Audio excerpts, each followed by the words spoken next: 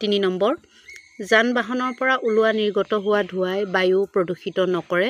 এতে শুদ্ধ উত্তৰ হ'ব যান বাহনৰ পৰা নিৰ্গত হোৱা ধোঁৱাই বায়ু প্ৰদূষিত কৰে। খ উদ্যোগৰ ওচৰে পাজৰে গছপুলি ৰোপণ কৰিব নালাগে। এতে উত্তৰ হ'লে বাক্যটো শুদ্ধকৈ লিখিলে হ'ব উদ্যোগৰ ওচৰে পাজৰে গছপুলি ৰোপণ কৰিব লাগে।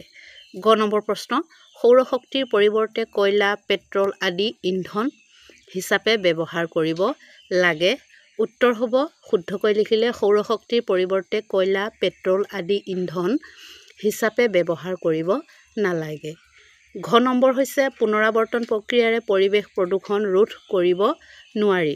এতে শুদ্ধ হ'ব বাক্যটো শুদ্ধকৈ লিখিলে হ'ব পুনৰাৱৰ্তন প্ৰক্ৰিয়াৰে পৰিৱেশ প্ৰদূষণ ৰোধ কৰিব পাৰি।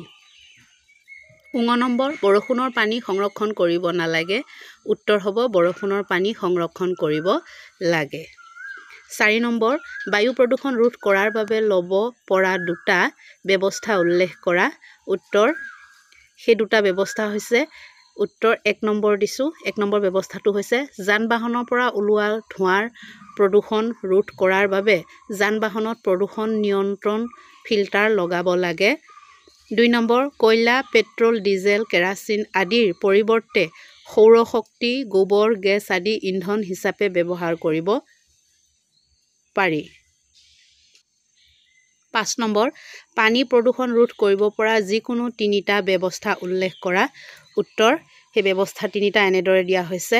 1 নম্বৰ হৈছে কল কাৰখানাৰ পৰা ওলোৱা বিষাক্ত ৰাসায়নিক পদাৰ্থবোৰ নৈ জান-জুৰিত পৰি যাতে সেই পানী প্ৰদূষিত কৰিব নোৱাৰে তাৰ বাবে ব্যৱস্থা গ্ৰহণ কৰিব লাগে। 2 নম্বৰ নদ-নদী জান-জুৰি খাল-বিল পুখুৰী আদিৰ পানীত গা ধোৱা কাপোৰ ধোৱা শৌচ প্ৰস্ৰাৱ কৰা জীৱ-জন্তু গা ধুওৱা জাবৰ-জোথৰ পেলোৱা মৃত পানী পেলোৱা আদি কামবোৰ কৰিব নালাগে। 3 নম্বৰ কৃষিকাৰ্যত ৰাসায়নিক সাৰৰ পৰিৱৰ্তে পচন সাৰ কেঁচু সাৰ আদি প্ৰয়োগ কৰিব লাগে। 6 নম্বৰ মাটি প্ৰদূষণ কেনেদৰে ৰোধ কৰিব পাৰি লিখা।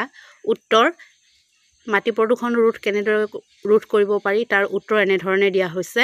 1 নম্বৰ হৈছে শাক পাচলিৰ পেলনীয়া অংশ ঘৰুৱা আৱৰ্জনা পেলনীয়া খাদ্য মল মূত্ৰ আদি আৱৰ্জনাবোৰ মাটিত য'তে ত'তে পেলাব নালাগে।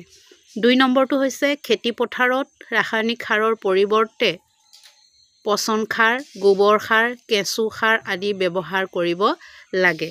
7 নম্বৰ প্ৰশ্নটো হৈছে শব্দ প্ৰদূষণৰ ফলত কি কি সমস্যাৰ সৃষ্টি হ'ব পাৰে।